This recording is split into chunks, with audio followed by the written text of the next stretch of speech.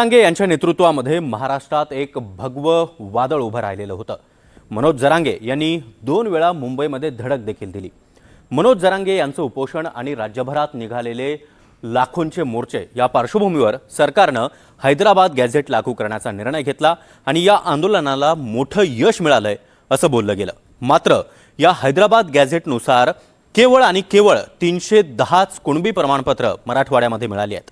त्यामुळे मनोज जरांगेंचं हे आंदोलन फसलंय का असा सवाल आता उपस्थित केला जातोय। आणि महत्त्वाची बाब म्हणजे हा सवाल कोण उपस्थित करतंय तर मनोज जरांगे यांच्यासोबत आंदोलनात सहभागी झालेले त्यांचे सहकारी। पाहूया।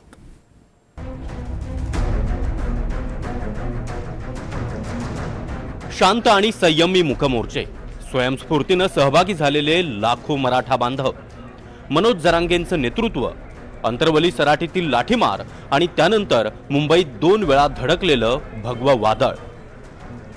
प्रामुख्याने शिक्षण आणि सरकारी नोकऱ्यांमधील आरक्षणासाठी उभा राहिलेलं हे आंदोलन।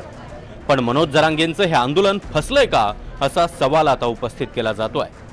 मराठा आरक्षणासाठी मनोज जरांगे यांनी महाराष्ट्रात रान पेटवलं। त्यांच्या आवाहनानंतर राज्याच्या कानाकोपऱ्यातून लाखो मराठा बांधव राजधानी मुंबईत धडकले। मराठ्यांच्या या आंदोलनाची देशभरात चर्चा झाली। हैदराबाद गॅझेट लागू करून मराठा समाजाला कुणबी प्रमाणपत्र देण्याची मागणी करण्यात आली। हैदराबाद गॅझेटच्या आधारे मराठा समाजाला कुणबी प्रमाणपत्र मिळवून आरक्षणाचा मार्ग मोकळा होईल असा मनोज जरांगे यांचा दावा होता।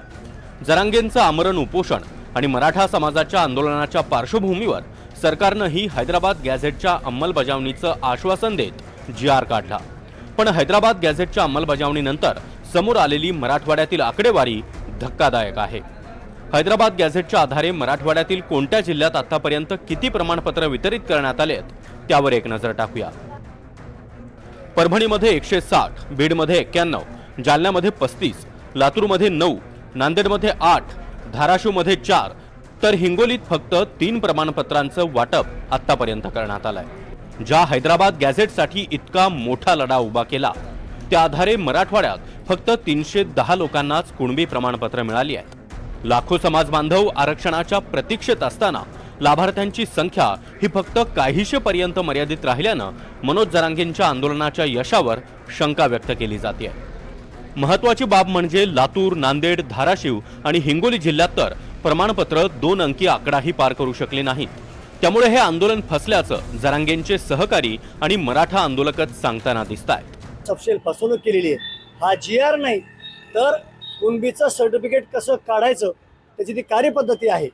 त्यामुळं मराठ्यांच्या तोंडाला पुन्हा एकदा या शासनाने पानं पुसण्याचं काम केलेलं आहे।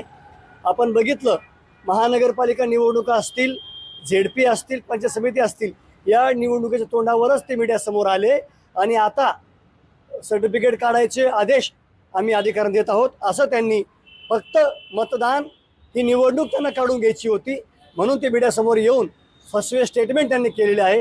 त्यामुळं मी या सरकारचा पुनश्च एकदा निषेध करतो। हैदराबाद गॅझेट जर का लागू झाला असतं तर मराठा आरक्षण किंवा विधानसभेमध्ये, विधान परिषदेमध्ये एखादा विधायक आला असतं। हैदराबाद गॅझेट लागू झालं नाही। हैदराबाद गॅझेटच्या नोंदी विचारात घेऊन प्रमाणपत्र काढण्याची कार्यपद्धती विविध केलेली आहे। परंतु हैदराबाद गॅझेटमध्ये असं कुठेही व्यक्तिशः नोंद नाही आहे, ती समूहाची नोंद आहे, ती सांख्यिकी नोंद आहे। जोपर्यंत व्यक्तिगत नोंदी येत नाहीत तोपर्यंत हैदराबाद गॅझेटचा कुठल्याही प्रकारचा फायदा होणार नाही। आणि हैदराबाद गॅझेट म्हणजे काय हेच लोकांना कळलं नाही आणि शासनही दिशाभूल करतात। फक्त जिल्हा परिषद, पंचायत समिती, महानगरपालिका, नगरपालिकेचे इलेक्शन काढून घ्यायचे होते। त्याच्यामुळे समाजासमोर एक नवीन तुकडा त्यांनी फेकलेला होता आणि तो तुकडा आता सगळ्यांना उघडा झालेला आहे की त्याच्यामध्ये नवीन काही नाही आहे। या पार्श्वभूमीवर मनोज जरांगे यांनी पुन्हा एकदा सरकारवर निशाणा साधलाय। हैदराबाद गॅझेटनुसार जाणीवपूर्वक प्रमाणपत्र दिली जात नसल्याचा आरोप जरांगे यांनी केलाय।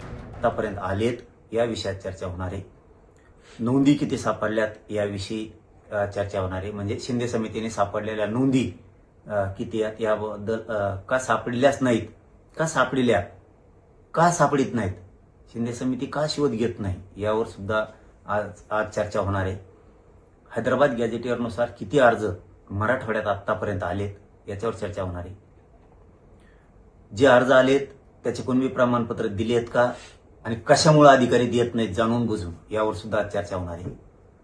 शिंदे समितीने शोधलेल्या नोंदी याच्यावरती प्रमाणपत्र दिलेत का आणि का देत नाहीत जाणून बुजून अधिकारी यावर सुद्धा आज चर्चा होणार आहे। दरम्यान आंदोलन फसलेलं नाही, एक नोंद 300 प्रमाणपत्र निर्माण करते असं मंत्री चंद्रकांत पाटील यांनी म्हटलंय. तर हैदराबाद गॅझेटच्या तपासणीची प्रक्रिया किचकट आहे, विलंब होत असला तरी माघार घेतली जाणार नसल्याचं मंत्री संजय शिरसाट म्हणाले. काही आंदोलन फसलं नाही. मनोज जरांगेंच्या आंदोलनामुळे खूप मोठ्या संख्येने हैदराबाद गॅझेटमध्ये काय झालं की हैदराबाद गॅझेटमध्ये व्यक्तीच्या नोंदी नाही आहेत, गटाच्या नोंदी आहेत. ह्या गावामध्ये 400 कुटुंब मराठी होती, पण त्या गावामध्ये 200 कुटुंब ही ओबीसी होती, 100 कुटुंब एससी होती. मग कोणती की ज्यांना आपण ओबीसी म्हणणार, असा तो विषय असल्यामुळे हैदराबाद गॅझेटमधून किती जणांना मिळालं मला माहीत नाही. हैदराबाद गॅजेटची जी काही तपासणी करायची त्याची प्रक्रिया ही थोडी किचकट आहे. सर्व वंशावळ काढणे किंवा रक्ताचे नाते पाहणे त्याला किचकट प्रक्रिया आहे. परंतु सरकारने जेव्हा आश्वासन दिलेलं आहे की आम्ही हैदराबाद गॅजेटनुसार तुम्हाला आरक्षण देऊ किंवा देऊ, तर त्यावेळेला ते काम निश्चित केलं जाईल. विलंब जरी लागला तर त्याच्यामध्ये कुठेही माघार घेतला जाणार नाही. राज्यभरात निघालेले लाखोंचे मोर्चे, मनोज जरांगेंसोबत राज्यभरात झालेली आंदोलनं आणि उपोषण, अभ्यास समित्यांची स्थापना आणि सरकारच्या दरबारातील शेकडो बैठका, इतकं सगळं होऊनही मराठवाड्यात फक्त 310 कुटुंबांनाच लाभ मिळत असेल तर या लढ्याचा ऐतिहासिक विजय कसा, असा सूर आता उमटू लागलाय. त्यामुळे युद्धात जिंकले पण तहात हरले असंच म्हणण्याची वेळ आता आली आहे. मोहसिन शेख, NDTV मराठी, छत्रपती संभाजीनगर.